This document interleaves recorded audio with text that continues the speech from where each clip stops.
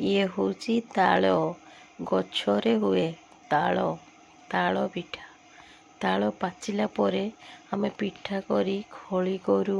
ପିଠା ତାଳକୁ ଆମେ ବାହାର କରୁ, ତା'ର ଚୋପା ଯେଉଁ ଅଛି ତାକୁ ଆମେ ବାହାର କରିଦେଲୁ। ବାହାର କଲା ପରେ ପାଣି ଦେଇକି ଆମେ ତାକୁ ମଣ୍ଡ ବାହାର କରୁ। ଯେ ମଣ୍ଡକୁ ନେଇକି ପୁଣି ଆମେ ଗ୍ୟାସରେ ତାକୁ ଫୁଟଉ।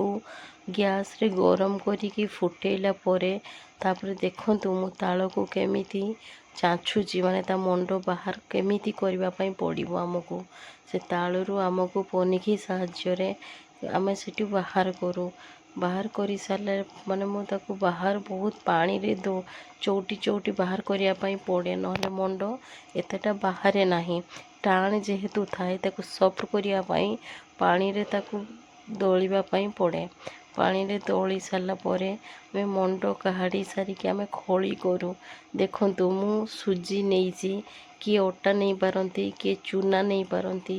ମୁଁ ଆଗେ ମଣ୍ଡ ବାହାରି କରି ସାରିଲା ପରେ ମାନେ ଗ୍ୟାସରେ ଗରମ କରିଲି, ତାପରେ ସୁଜିକୁ ପକେଇଲି। ମୁଁ ସୁଜି ମଇଦା ଦେଇ ମୁଁ ଏଇଟା ପିଠା କାକରା ବନେଇଛି, କିନ୍ତୁ କିଏ କିଏ ଚାଉଳ ଦେଇକି ବନାନ୍ତି। ମୁଁ କିନ୍ତୁ ସୁଜି ଆଉ ମଇଦାକୁ ମିକ୍ସ କରିକି ତାକୁ ମାନେ ଘାଣ୍ଟିଲି। ଘାଣ୍ଟିଲା ପରେ ଯେମିତି ଆମେ ଘାଣ୍ଟିବା ଟାଇମ୍ ମାନେ ବନ୍ଦ କରିବାନି, ନହେଲେ ବନ୍ଦ ଯଦି ଆମେ କରିଦେଉଛୁ ତାହେଲେ ଗୋଟଳା ଗୋଟଳା ହେଇଯିବ। ତେଣୁକରି ଆମେ ଗ୍ୟାସ୍ ସିମ୍କୁ ରଖି ତାକୁ ଆମେ ଧୀରେ ଧୀରେ ଆକାରରେ ଆମେ ତାକୁ ସାହାଯ୍ୟ କରିବା। ତାକୁ ଆମେ ମିଶାଇ ଦେବା। ମିଶାଇ ସାରିଲା ପରେ ସେ ଖଳି ମାନେ ଯେଉଁ ଖଳି ଆମର ବାହାରୁଥାଏ ସେଟା ଅଲରେଡ଼ି ହେଇଯାଏ।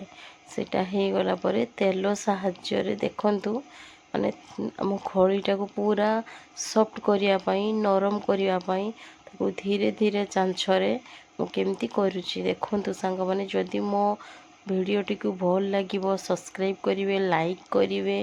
ଆଉ ଦେଖନ୍ତୁ ମୁଁ ତ କରୁଛି। ତାଳ ଯେହେତୁ ଏବେ ପାଚିଛି, ଗଛରେ ତାଳ ହେଇଛି, ତ ମୋତେ ପିଠା କରିବା ପାଇଁ ଭଲ ଲାଗେ। ଆଉ ତାଳ ପିଠା ସମସ୍ତଙ୍କୁ ଭଲ ଲାଗେ, ଥରେ ଖାଇଲେ ପୁରା ଟେଷ୍ଟି ଲାଗେ। ଦେଖନ୍ତୁ ଆମର ତାଳ ଖଳି ହେଇଗଲାଣି।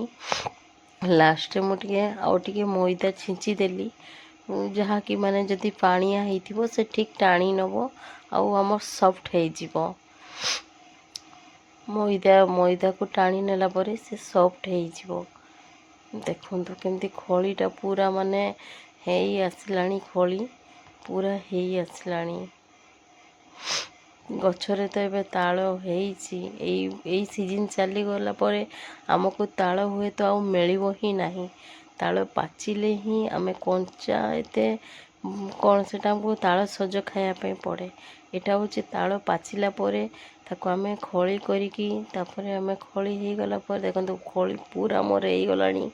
ଖଳି ଦେଖନ୍ତୁ ପୁରା ମୁଁ ତାକୁ ଥାଳିରେ ବାହାର କରି ପୁଣି ତାକୁ ଖଳିରୁ ଆଣିକି ତାକୁ ତେଲ ସାହାଯ୍ୟରେ ଏମିତି ଥାପୁଡ଼ିବା ପାଇଁ ପିଠା ବନେଇଛି। ତାକୁ କେମିତି ବନେଇଛି ଦେଖନ୍ତୁ, ଗୁଲ ଗୁଲ ଛୋଟ ଛୋଟ ଗୁଲ ଗୁଲ କରି ମୁଁ ତାକୁ ବନେଇଛି। ବନେଇଲା ପରେ ଆମେ ତେଲ ସାହାଯ୍ୟରେ ତାକୁ ଆମେ ଛାଙ୍କୁ। ତେଲ ଦେଖନ୍ତୁ ଛାଙ୍କିଲା ପରେ ଯେଉଁ ସୁଜିଟା ଦିଆଗଲା, ମଇଦା ଦିଆଗଲା, ସେ ପୁରା ସଫ୍ଟ ହେଇକି ଫୁଲିକି ହିଁ ଉଠିଲା। ପୁରା ନରମ ହେଇକି ଫୁଲିକି ତେଲ ହେଇ ଆସିଲା ପରେ ସେ ଆମର ସଫ୍ଟ ହେଇକି ଫୁଲିଲା। ଦେଖନ୍ତୁ ସଫ୍ଟ ହେଇକି ଫୁଲିଲା ପରେ କେମିତି ଫୁଲୁଛି। ତେଲ ଆମେ ଯେତିକି ଦେବା କଥା ଦେବା, ବେଶୀ ଦେବାନି କି କମ୍ ଦେବାନି। କମ୍ ଦେଲେ ପିଠାଟା ବୁଡ଼ିବନି ଆଉ ଫୁଲିବ ହିଁ ନାହିଁ। ଦେଖନ୍ତୁ ସାଙ୍ଗମାନେ ମୁଁ କେମିତି ଉଲଟେଇଛି, କିନ୍ତୁ ସେ କେତେ ସୁନ୍ଦର ଫୁଲିକି ହିଁ ସଫ୍ଟ ହେଇଛି। ସଫ୍ଟ ହେଲେ ନରମ ନରମ ଦେଖନ୍ତୁ କେମିତି ଫୁଲିଛି। ଦେଖନ୍ତୁ ପୁରା ନରମ ନରମ ହେଲେ ଆମକୁ ଖାଇବା ପାଇଁ ଭଲ ଲାଗିବ। ଦେଖନ୍ତୁ କେମିତି ଫୁଲିଛି, ପୁରା ସଫ୍ଟ ହିଁ ହେଇଛି, ଫୁଲିଛି ପୁରା। ମାନେ ଆମର ବର୍ଷା ପାଗ ଥାଏ, ଆଜି ମନ ହେଲା କରିବା ପାଇଁ ଯେ ଆଜି ଯାହା ହେଲେ ଆଜି କ'ଣ ରେସିପି କରିବା, ତାଳ ପିଠା ହିଁ କରିବା। ଯେହେତୁ ଆଜି ଛୁଟି ଥିଲା, ଅଗଷ୍ଟ 15 ଥିଲା, ତେଣୁକରି ଘରେ କ'ଣ କରିବା। ଏଇ ଦେଖନ୍ତୁ ରେଡ଼ି ହେଇଗଲା ତାଳ, ଦେଖନ୍ତୁ ରେଡ଼ି ହେଇଗଲା, ଆରାମସେ ଫୁଲିକି ସଫ୍ଟ ହେଇଗଲା। ତାପରେ ମୁଁ ତାକୁ ଖୁସୁଣି ସାହାଯ୍ୟରେ ମୁଁ ତାକୁ ବାହାର କରିଲି।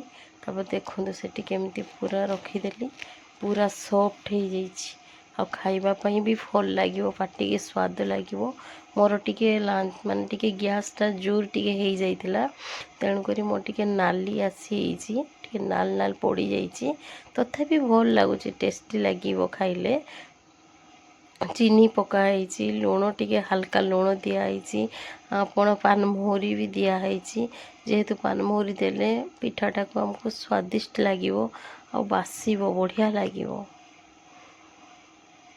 देखु यही साहाଯ୍ୟରେ ମୁଁ ଛାଙ୍କିଲି ଛାଙ୍କିକି ପିଠା ମୁଁ ଅଲରେଡ଼ି ତିଆରି କରିସାରିଲିଣି ଆଉ ସମସ୍ତେ ଖାଇବା ପାଇଁ ବି ଘରେ ସମସ୍ତେ ରେଡ଼ି ଅଛନ୍ତି ଯେହେତୁ ବର୍ଷର ଥରେ ଆମକୁ ତାଳ ପିଠା ମିଳେ ଆଉ ଏ ସିଜନ୍ ଚାଲିଗଲା ପରେ କେବେ ବି ତାଳ ମିଳେ ହିଁ ନାହିଁ ତେଣୁକରି ଆମେ ପିଠା କରିକି କାକରା ପିଠା କରିବା ପାଇଁ ଆଜି ମନ ସ୍ଥିର କରିଥିଲି ଅଲରେଡ଼ି ହେଇଗଲାଣି ସମସ୍ତେ ରାତିରେ ଆଜି ଆମର ଏଇ କାକରା ପିଠା ହିଁ ଖାଇବେ ଆଉ ରୁଟି ଆଜି ଆଉ ହବନି ଯେହେତୁ ଆଜି ପିଠା ହେଇଛି ତେଣୁକରି କାକରା ପିଠା ହିଁ ସମସ୍ତେ ଖାଇବେ ଦେଖନ୍ତୁ ଯଦି ମୋର ବନେଇବା ପ୍ରୋସେସ୍ ଆପଣଙ୍କୁ ଭଲ ଲାଗିବ ଲାଇକ୍ କରିବେ ସବସ୍କ୍ରାଇବ୍ କରିବେ ଦେଖନ୍ତୁ